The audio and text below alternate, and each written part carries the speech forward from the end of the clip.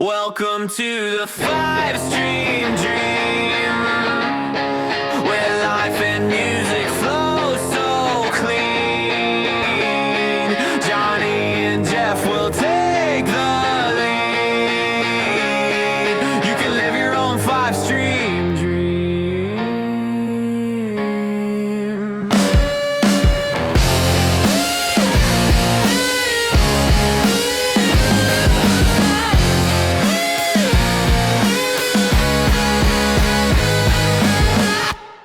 Welcome to episode 3 of the Five Stream Dream podcast. This episode is called AI Touring Bands. Now, your hosts, Johnny Culbert and Jeff Blackwood. Yeah, let's do it. This is episode 3. This is numero 3. Yes. 3. We're almost up to 5. Coming at you. The dream is fulfilled. They say if you just keep walking on the road, you'll get there. That's it. Or keep running. Keep running. Yeah, Remember that time? Yeah, we man. we should tell that story sometime. We should tell that story. Yeah. That was a pretty fun Was time. epic. Yeah. And very related to music. Yeah. Let's hit it right now. Let's do it real quick. Okay. It was past summer, wasn't it? Yeah. This past summer at Sabo Speedway. Sabo Speedway in Sabo Beach, Ontario, Canada. Yep. Yeah. Great night. Yeah. Tell me what happened. Big lineup. So we had Mariana's Trench, we had Faber Drive, we had Classified, Sean Desmond, bunch of other people, and 21 to 9, and you. Great time, great show. Practically Hip Hangout was amazing for like an hour, just chatting with those guys. That was awesome. So good. Those guys were they were killer. They were killer. Nicest dudes. Oh, yeah. Just a wealth of knowledge. But anyway, so the night goes on and it's what? I don't know. 12:30, 1, somewhere in that range. No cabs. Yeah. Probably what? How many kilometers would you say outside of Sabo Beach we were? I would say like 5 to 10, somewhere in that range. Doesn't that it was feel far, about right? Yeah, it was like if you had to walk it, it would have been probably 45 minutes. I would say at least to an hour. I don't know. It was a long walk. I can't remember how long it took us. It took us a long time. Maybe an hour and change, somewhere in that range. I think it took us an hour and a half. Right. Just straight up. Okay. So that's where we get to that. There's the punchline. So like we start running, right? We started jogging down the side of the road in the pitch black with cars coming this way and that, whatever. It didn't matter. And then I cramped up. I couldn't keep up with you. You're a machine. No. And then we had to stroll for a bit. And then remember the dead porcupine? Oh, my God. Somewhat dead. I guess he wasn't fully dead, but. Well, because we saw a car pull over. Yeah. It just up in the distance a little bit. Just everything is the distance when you're in that state. You don't think you're ever going to arrive anywhere. In the pitch black. But you just see this car like pull over. Yeah. Maybe 100 yards in front of us, and we're like, "Oh, that's weird." Yeah. And then we get up there, and then they had continued on their way. But what we realized, or what we deduced happened there, is that they killed this animal. Yeah. Right. That's why they stopped. And I think his tail or something was flopping in the pit. Oh, he was just still. He was rough. Yeah. He was fresh. He was still kind of tweaking, right? Yeah. Hanging on for dear life. Yeah, so that was funny. Yeah, we hopped over that carcass and carried on. We eventually made it, and then the next morning I couldn't even walk. That was painful. Oh yeah, we tried to get back to the car, right? We did that Circle K run. Yeah, we did. Oh yeah, the Circle K run. That was awesome too. Got a bunch of chips and candy, and you got like I think I got a hot dog or a taquito or something. Yes. Oh man, good times. That was fun. That was a long walk. It was a great memory, but it was a long and painful walk. Yeah, and like we thought, so the story for our listeners here, we were watching Mariana's Trench, and they were good, but something was going on. Yeah. Something was going on with the speakers that like we couldn't properly hear it, and quiet. There's a lot of kids, and we were just and then we got kicked out of Backstage too. Remember that? We went out, and then they wouldn't let us back on. That soured the whole thing. We should add the screenshot if we can Yeah. somehow to the video Yes. of our view at the side Yes. stage, because that was incredible. Like Yeah. we couldn't hear it really from there because Yeah. nowadays, like as we know, the stages are so quiet. Yeah. Like So all true. we could really hear was drums. Yep. That was it. So you're basically just watching. You're just like, I'm one of those cool side stage people. Yeah. It was kind of just to experience that. Yeah, it was cool. Which was incredible. But then we had to use the bathroom. Yeah. And then we didn't get back on. and then we came back, and the guy that, like, we had been there standing all next to day him. long. Oh, yeah. We saw the guy a million times throughout that day. Yeah. And he knew our faces really well. Oh, He yeah. knew we Totally. were from the band. Yeah. And he was good with it while it lasted. And then he just wasn't. decided, and that moment, like, if you're listening, brother, Yeah. let us know what that was about. Wherever you are, man. That was What did cold. we do wrong there? That was ice cold. I don't know what that was, but That was ice cold, man. yeah, that was basically home time at that stage. Checkout time. And I think We lasted I think like 20 minutes after that, and then we just peased. Yeah, that really kind of killed our It buzz. did. It did kill the bus the whole night. Like you know, like the Yeah. excitement of the night The whole kind of thing. buzz. Yeah. Think about that next time you're a bouncer out there.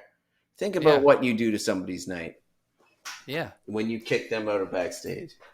Yeah, and like, just be consistent. Don't let someone up there in the first place Yeah. and then switch up on them. That's it. That's it. Yeah. That's a weird move. Yeah. Good life lesson out of the pod right there. Oh yeah. Yeah. Oh, and then another thing that stood out about that day was the catering.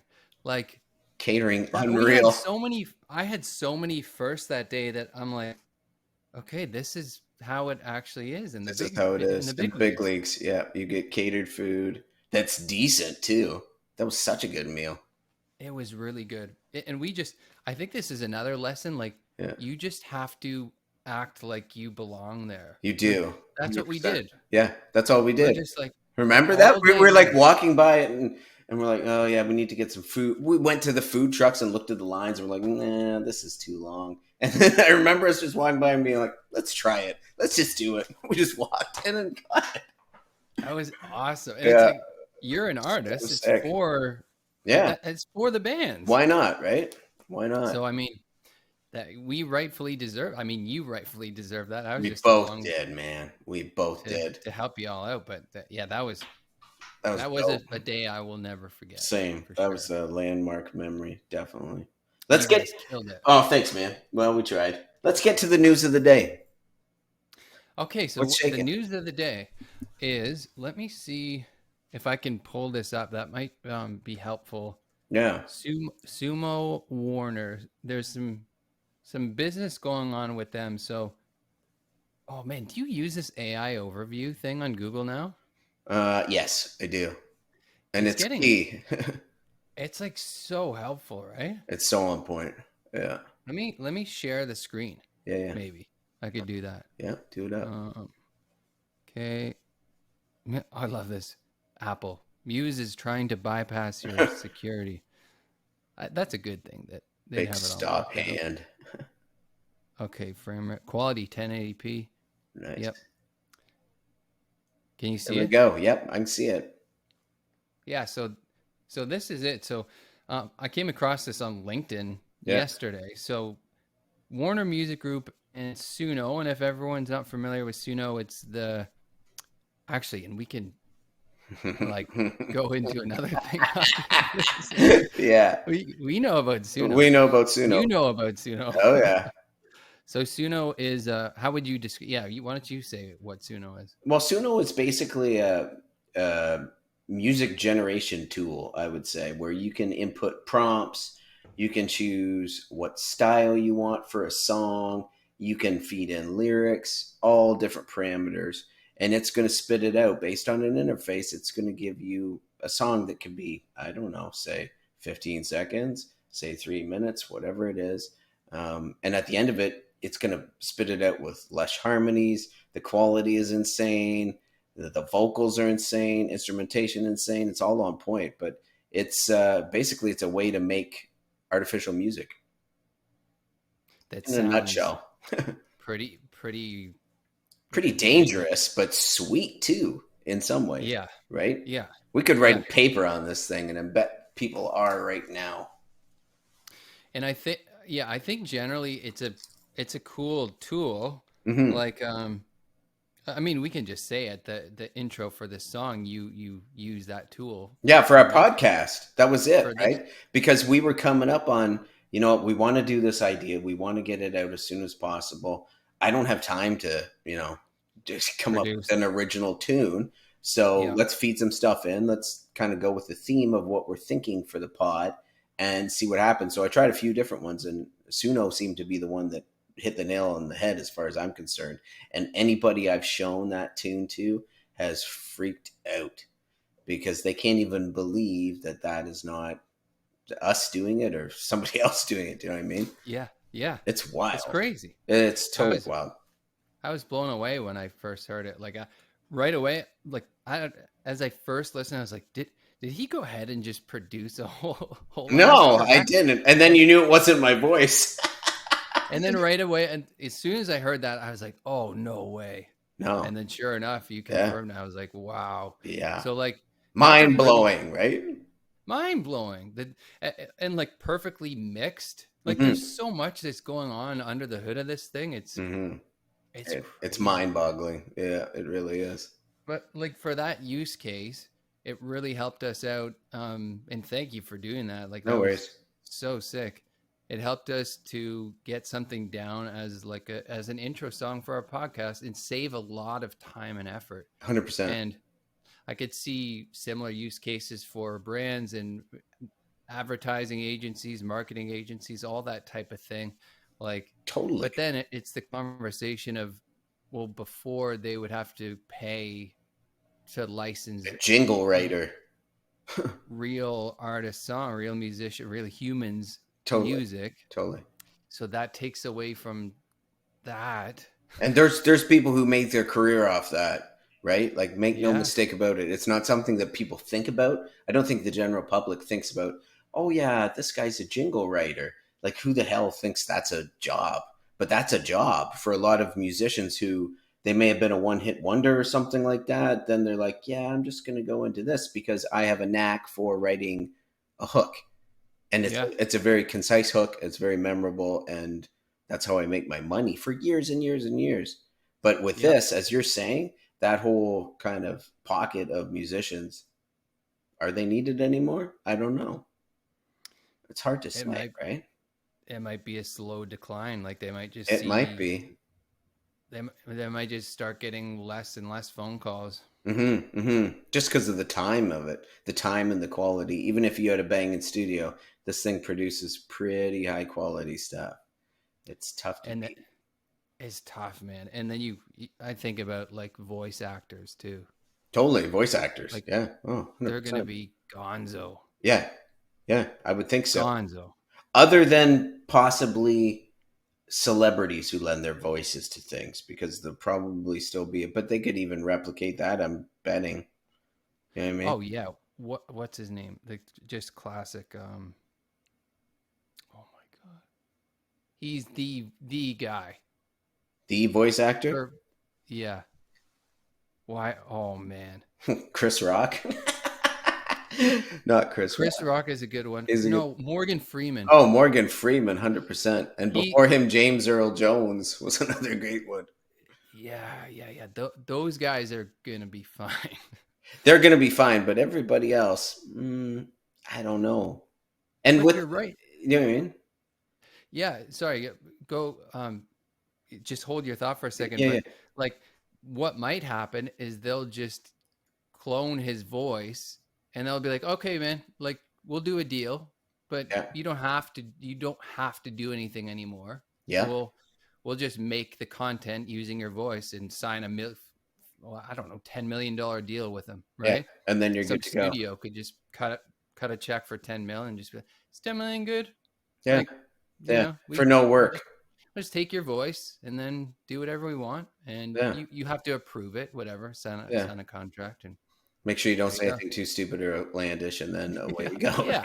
Don't like defame my name and say some stupid shit that would make me look bad. Right. But otherwise, like, there you go. And this whole thing, this is wild.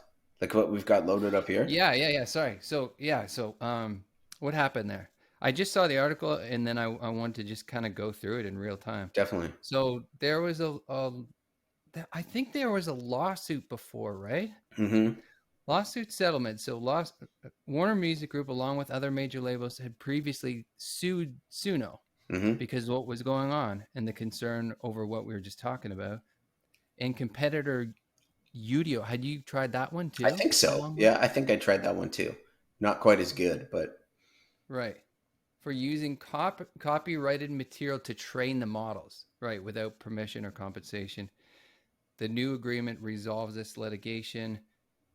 The deal establishes an opt-in model where artists on Warner Music Group and songwriters will have control over whether their names, images, likeness, voiceover, like we were just voices, and compositions can be used in new AI-generated music, ensuring they're compensated. So does this mean used in the training of the model, or yeah, I think so. Used in actual in the songs? generation? It's hard to say, right? It's probably twofold. I'm thinking it's probably the training portion, so they could, feed in the latest album, and then that gets built into the algorithm. Or they could actually say, okay, you're Rihanna or whoever's on Warner, I don't know, and then we use your kind of likeness and voice and all that stuff as a model that could be used to compose new tunes with that. That sounds scary, but I don't know if it would go that far. I mean, it's probably one or the other, right? I think Grimes, the artist Grimes, who I think was like married to Elon Musk or something like that. Yeah. But I think that she did that, licensed her voice and just said, anyone can use my voice on their song. Wild, isn't it? And remember that song last year or 2 years ago? There was this guy that came out with a Drake song using his voice, and it was like a banger, and it popped off big time. Yeah. So I don't know. So that's interesting. So it looks like now they're like, the labels are just being like, well, this is not going anywhere. No, and they can't stop it. So they have might to as make well nice just with do them something. somehow. Yeah.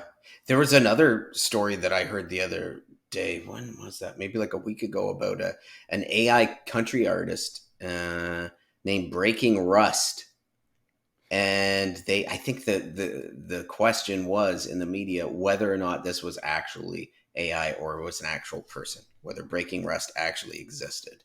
And I think Breaking Rust, and let me look it up. think I'm pretty sure that the consensus was that was not a real person, but it had popped off on the Billboard charts.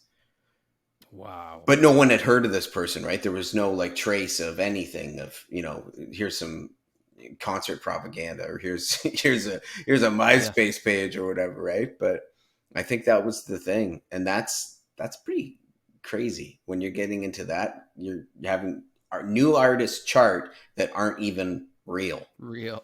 Like what? That's crazy. This is the world we live in now. It is. And how do you know anymore, right? This is interesting too. Songkick. Yeah. So Suno has acquired Songkick. From Warner. Oh, as part of the deal. So as part of this deal, Suno acquired Songkick from Warner to deepen the artist-fan connection. Wonder what that means. Why would they? It makes more sense to me for a label to own that. You would think so, eh? Because AI doesn't tour. No, it doesn't. Yeah, how would that even work? How would that benefit them? That doesn't make any sense to me logistically. No, it doesn't. There you go. Strange. What I was thinking, because we're talking about like this AI music that's getting popular, and I don't know who listens to AI music, but some people are, obviously. Yeah. Will there be cover bands that perform these AI songs? I just thought about that, like right now. That's mind-blowing. Because if it gets so popular, there's going to be a demand for that. Like There's people would 100% going to be a market for that. So if you put out an album as a band, whatever that band is called, let's say they're called the DIs, you generate a 10-track album AI, right? of the AI generated, and the Yeah. DIs, then it pops off. Then you just form a band with real humans and you Yeah. take it on the road and play those tunes. Like, Man, what? that's a good business idea. That's not a bad idea, man. We could start an AI cover band label, like management company. Yeah, and then you just fund the actual live artists. You just employ the musicians.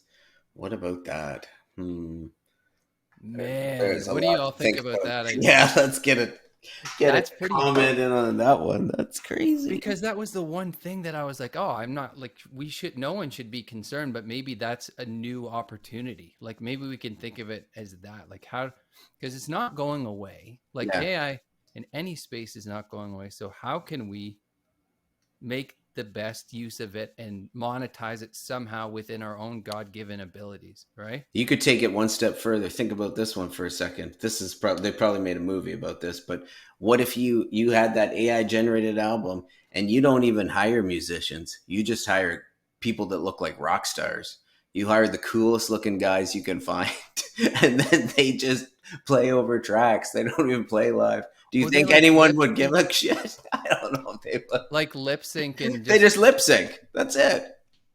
And dance and that's whatever. It. It's like Milli Vanilli, basically. Well, I mean, they probably would because DJs don't. I mean, this is a whole other. I have a lot of respect for DJ producers. For sure. People spend thousands and thousands to watch John Summit, or they'll go to Veld Music. I've been there. Yeah. Like I had a great time, but they're not. They're doing some things, but they're not performing. I don't know. I don't want to get hate for this because no. What they do I know what you mean. Yeah. But it's not like watching a live band. And no. There's a ton of demand for it. Right? They're performing without the use of an actual, stringed instrument. Yeah. So then, in that sense, it's almost like, okay, the AI records that people make, could you just not have the producer of that go up there and DJ? You could. And would anyone pay for it is the real question, though. Do people care? Do kids care? Kids that are like 12, 13 years old, they're just coming into that time in their lives? Probably not. I don't know. Maybe. Let me because then the other paradigm there is when people go to shows now, they're just on their phones, 75% of the time. They're taking a little video of something. Yeah. Right? They're texting, streaming, whatever. They're there more for like the clout. Like, look at where I am. I think so. So they probably don't care. You know what I want to see? I don't know if we talked about this or not, but there should be a band, and there probably has been. I feel like I went to a show once that was like this, where they have it's like a anti-cell phone policy. So you come in, you just leave your cell phone in some sort of bin or a locker or something like that. You just enjoy the show and just throw back, man. Throw back. I know they say like no electronic recording devices or whatever, and they always say that.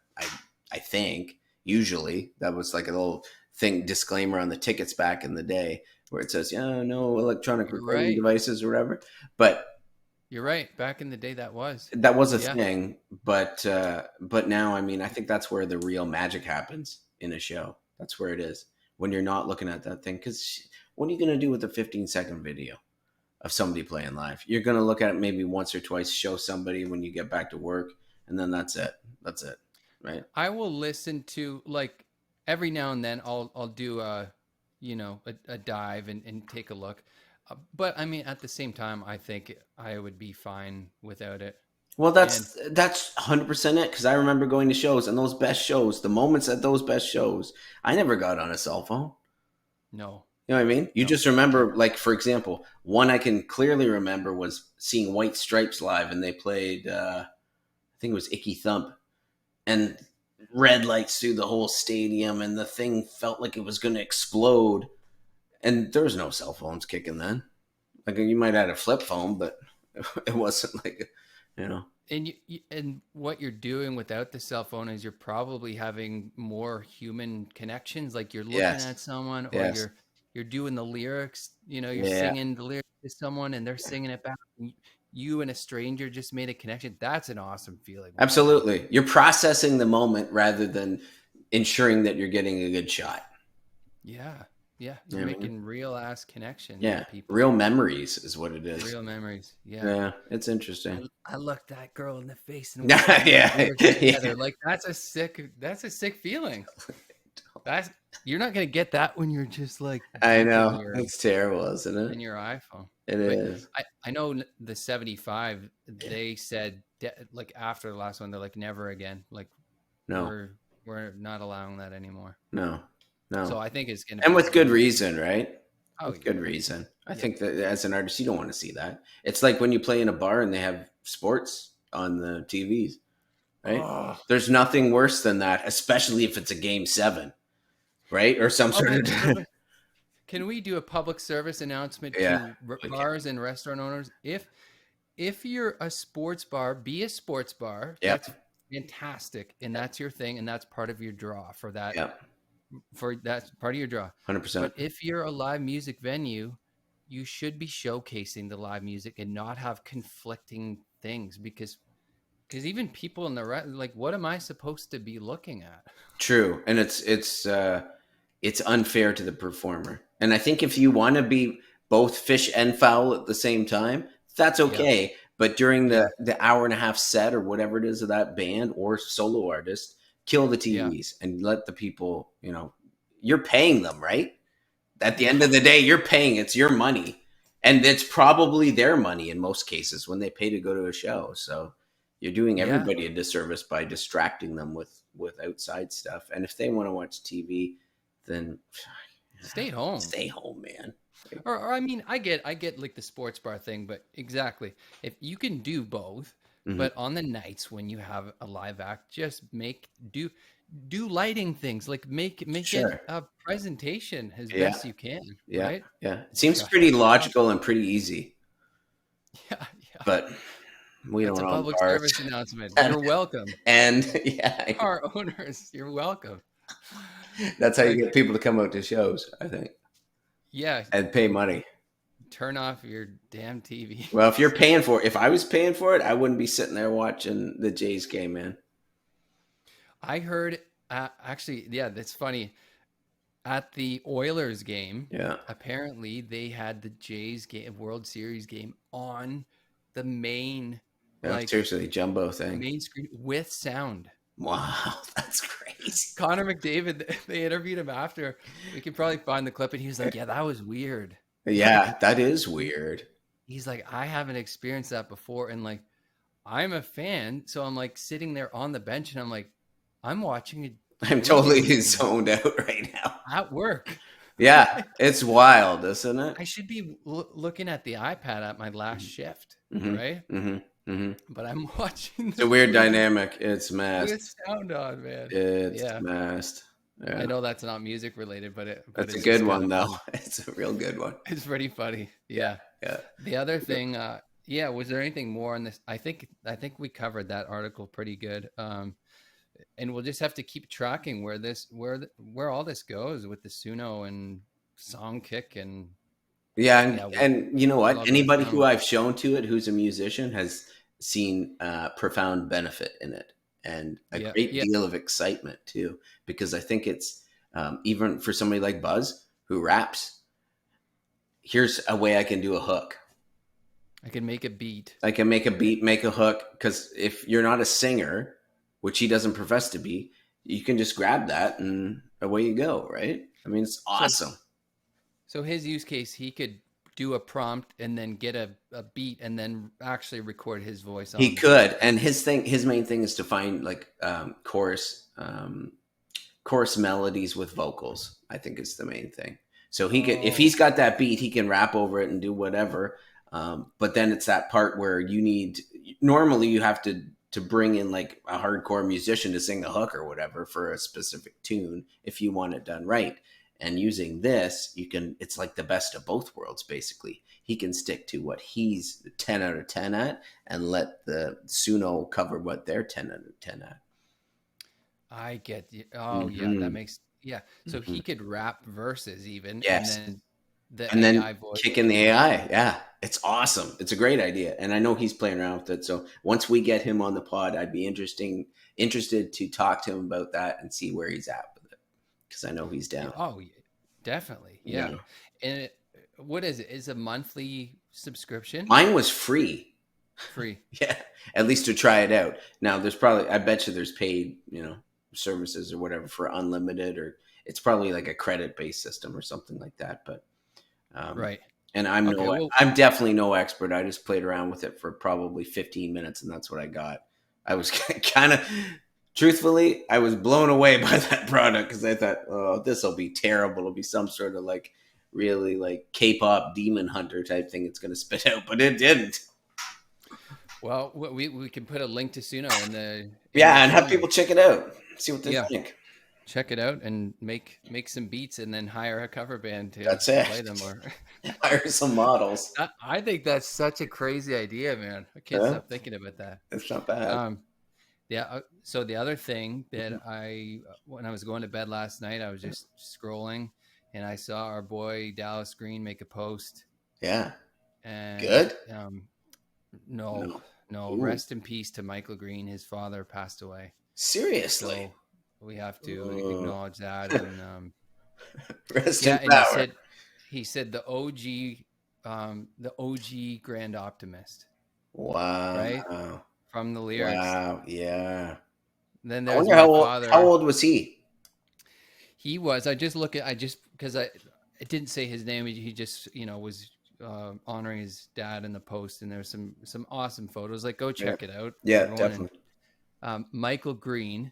So I'm just taking. Oh, there's an interview with him. Oh no, never mind. That was Dallas a couple of years ago. Age. Let me see not publicly available. Okay. That's probably about 70 something. You would think 70, 80, maybe. Yeah. Because Dallas is probably slightly older than we are, wouldn't you think? I looked it up last night just out of curiosity. He's a September 29th, 1980, so 45 years. So he's a little bit older than us. Yeah. Man, that's tough. So that's tough. Really tough, man, to hear that. I teared up a little bit. Yeah, no kidding. I don't know. That was such a beautiful post he made, and his dad looked like such a cool dude. And obviously, there's going to be some good material coming out of that. There'll be some bright stuff out of it, I'm sure. Really good material, and he will live on. Absolutely. In that song, and in memory, and yeah. R.I.P. Shout out to Michael Green and Dally. Yeah. Heck yeah. Yeah. That's such a great song. Yeah. Snip right here. Oh yeah, MGK.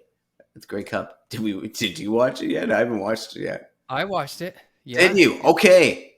I didn't watch the Warped. I mean. Yeah, that's okay. We'll do a stream. We'll do a stream on that one, but our boy, how was it? Amazing. Really, eh? And the feedback that I don't care about that kind of stuff, but I know that he's kind of been polarizing. Polarizing is the best word to describe him. Isn't it? Yeah. I'd polarizing. Say. Oh, totally. But now I think people are coming around. There's a lot of people that said I was skeptical, and I was pleasantly surprised, like blown away. Mm-hmm. And he just kicked ass, man. He did the little, how they do like the 45-second version of the song, and then do an awesome transition. Yeah. And there was some like even big band stuff that he brought in that wasn't a part of like the normal songs, like some horns and some strings to just kind of like amplify. Yeah. That guy is a star, man. Like, he is a stud, as they say. And he was so happy to be there and grateful. And in interviews, he's like, this is like playing the Super Bowl. Like, this is huge. I'm so nervous. Like, he gets it, man. Like, he just gets it. The really interesting thing I find is, I was in the same camp with him. I was like, yeah. Oh man, same. I was not a fan. Like, that's my own bad to be like, you know what? I've brushed you with broad strokes saying you're a rap guy. No way. I remember my sister showing me a video and he was dancing. I'm like, no, this is not for me. For cliche? It's just a no. Yeah. Yeah, Oh and so yeah. that wasn't that long ago, right? And I was just No, that's on the He was album. like, "This is amazing. This is so good. You got this." And I was like, "No, it's no." And then Warped from whenever that was. That was like Long Beach. revelatory. Yeah, that Long just Beach. changed everything for me. Everything, Yeah. because I was captivated by it. And I was like, "Man, this is the guy who is the face of rock." Yes. Rock, Yeah. punk, whatever you want to call it, a little bit of rap too, but whatever it is, he's the guy. Oh yeah. As far as I'm concerned, at least right now. Superstar. Total superstar. Total. He can do everything. Yeah. And do it well. And I think he can do it well. And he's gone through so much shit in his life. Yeah. Like that guy's had quite the life. Yeah. Yeah. And I think he's come out the other side. Like now he's humble. Yeah. And he's just grateful to play music with his friends. And he's a really likable guy now. Yeah, he's cool. Like the one thing Really that I heard him talk about was they were asking about what he eats. And he's like, "No, I don't eat anything." He smokes and he has like, he eats like kimchi like once a week, like some fermented stuff. Bone broth, Right. I think was the other thing he said. But that type of shit, that appeals so much to me. I was like, man, this guy is an idiosyncratic artist. And he's not afraid to be like, yeah, this is who I am. Yeah. That's it, right? That's a great word. That's it. Do you know what I mean? But if you look back on all these famous, rock stars that we love so much, they were weird people. If they weren't weird people, they couldn't do it because it's so high profile, and the ability to continually reinvent yourself and be creative all the time means you have to be a bit out there. And he's not afraid to be out there, right? Yeah, he is him. It's like a Dr. Seuss rhyme. He is him. Yeah, he is so him. I think that's some term that kids use. I am him. He is him. That's it. Like right? Yeah. He's just that. And we got to get there. RBC Amphitheater. It has changed from Bud Stage. Okay. All right.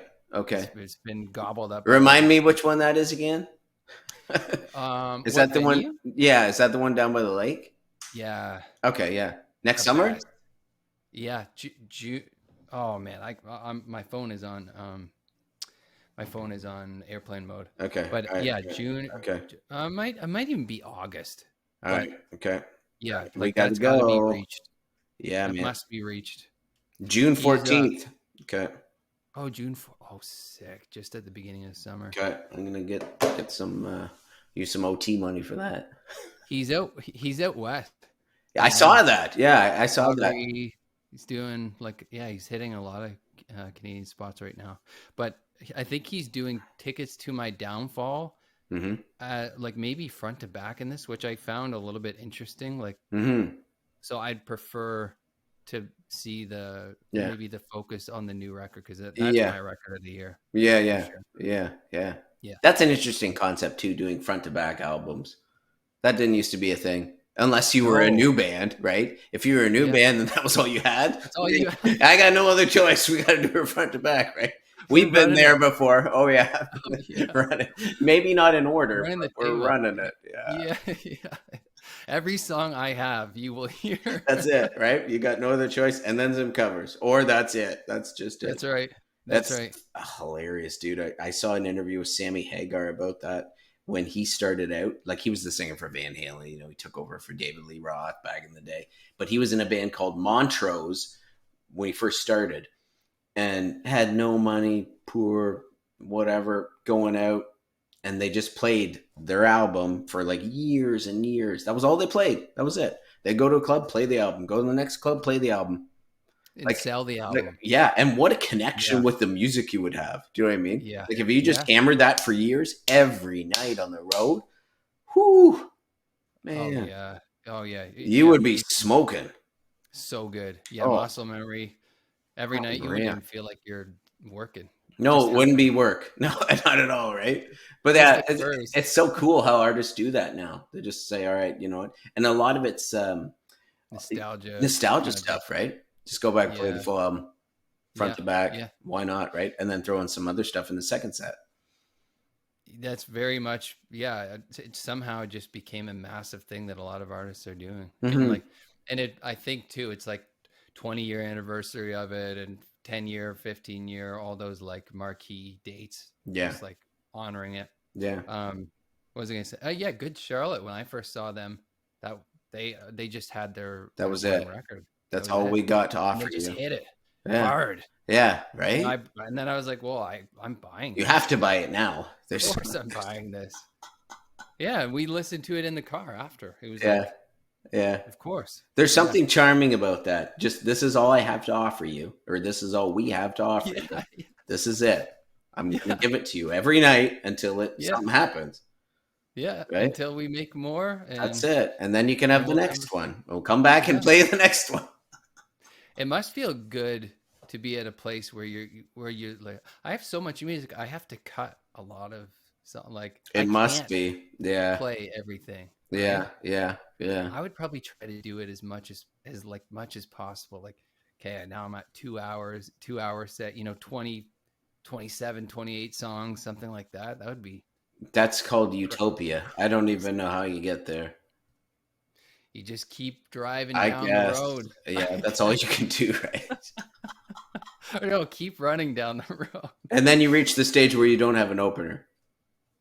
Yeah. That's what it is, right? Yeah, that's just you. It's just you, yeah. Which again is another strange concept that I find now, because when in the old days that was never a thing, but then it's slowly transitioned in. If you were famous enough, you didn't need an opener. No, and if there was, it would be maybe one. Yeah, and sadly, people wouldn't show up for it. Well, that's it, right? I the first guy I ever saw that didn't have an opener, I think, was Rod Stewart of all people. And I thought, wow, that's weird. That's kind of lame. There's no opener. You could have picked anybody to open for you. But then, I mean, I guess you're at that level of fame. You're like, I'm not even going to risk somebody upstaging me. Do you know what I mean? That's one slant on it. And the other slant is I got enough tunes I can play for 3 hours. Yeah. And I'm good, right? And they're going to be with me. True. And there is that like concern about show length, I guess. Yeah. Because if you add on 2 or 3 openers and then headliner goes for 2 hours, it's like some people, depending on your market, like some people are like, I gotta go to bed, man. Like, totally. It's a Tuesday night. You know what would be another interesting topic we should hit sometime is opening bands that actually eclipse the headliners as the tour came about and progressed, because there's plenty of examples over the years that I can think of where that happened, even where it flip-flopped as the tour went. And then now the opener's the headliner. Yeah. You know what I mean? Charlotte definitely stole the show for that particular tour, I think. MXPX is always good, but I think great band, they just had this hunger about them that that MXPX didn't have, because they had been doing it for a while. And once you're on top, it's easier to be like, whatever. Yeah. Right. So they definitely eclipsed that show for that tour for me. And then remember Pop Disaster with Blink and Green Day, where they were kind of, yes. I still don't know if that was planned ahead to, like, they had a schedule, like we'll go 2, you'll go 2, or if it was every other night. I'd like to. Yeah, that would be an interesting. I don't know if there's info on that, but I know at the show I saw at Molson Amphitheater, as it was at the time, Blink closed. Yeah. But Green Day set, I think, hit better that night. Which is interesting. And Blink would know. Like, they'd be like, there's got to be competition, though, when you get, do you know what I mean? I think there was between them, 100%. I think I've heard Mark talk about it a little bit, and he was like, yeah, we have a kind of a strange, like, there's love there, but there's also. Yeah. Because they're just basically in the same. They're out there for the same demographic.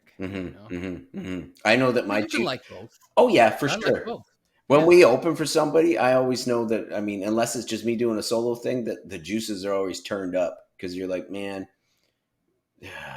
we gotta just bring it to show that we shouldn't be opening for whoever it is, right? You know what I mean?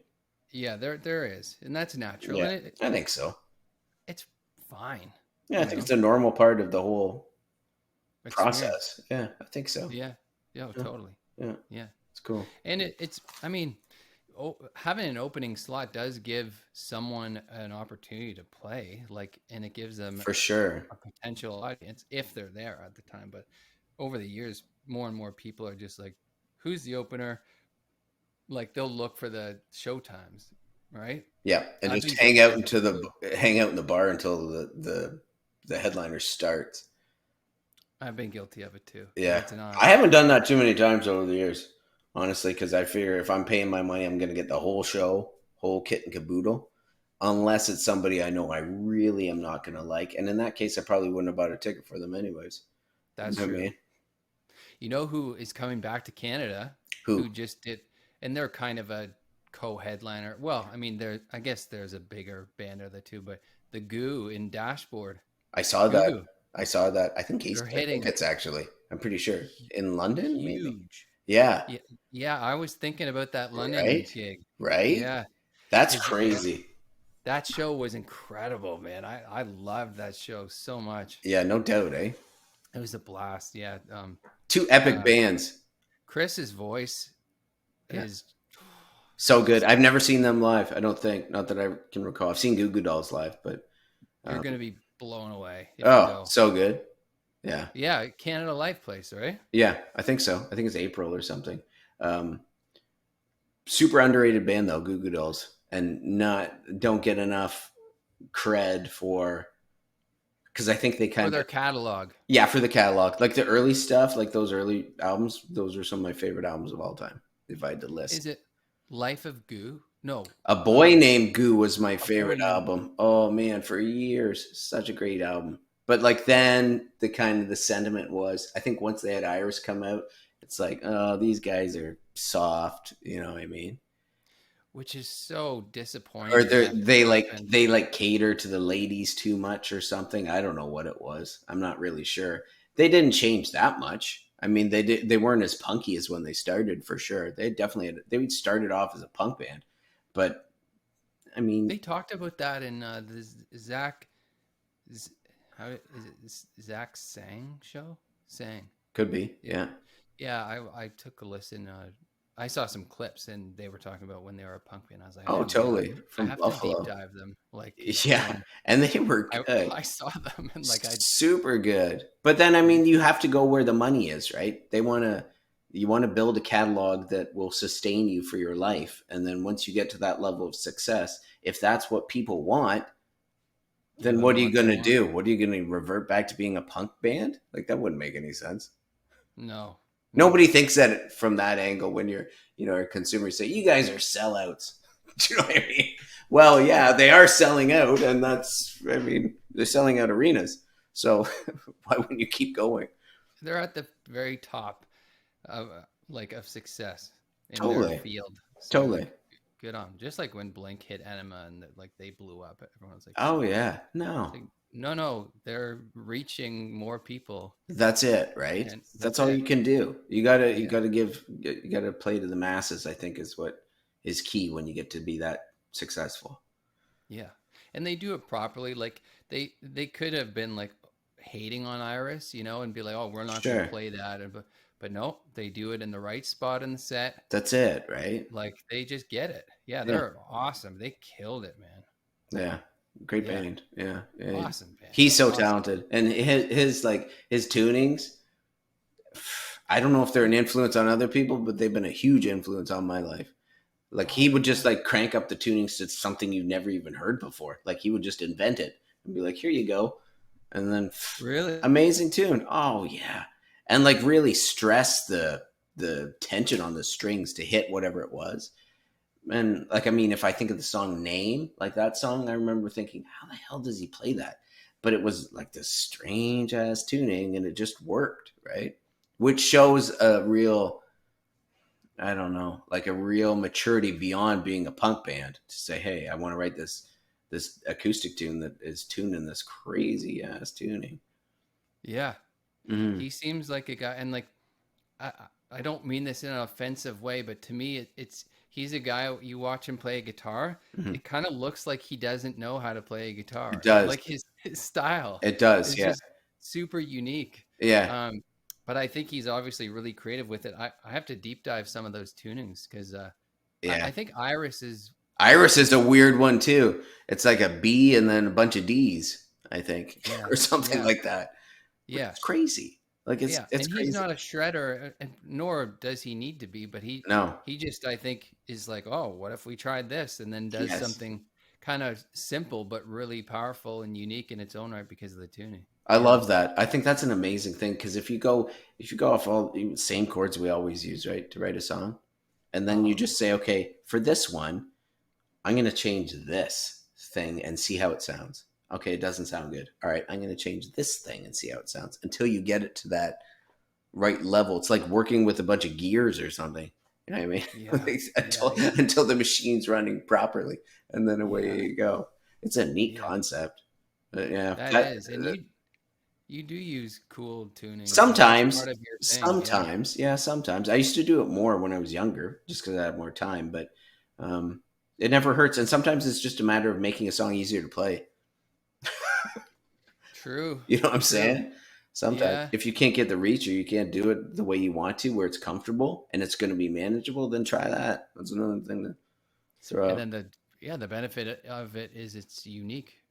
It is as well. Easier to play and unique. Yeah. A lot of utility. Guy does that too. Yeah. He does tunings that are weird. Yeah.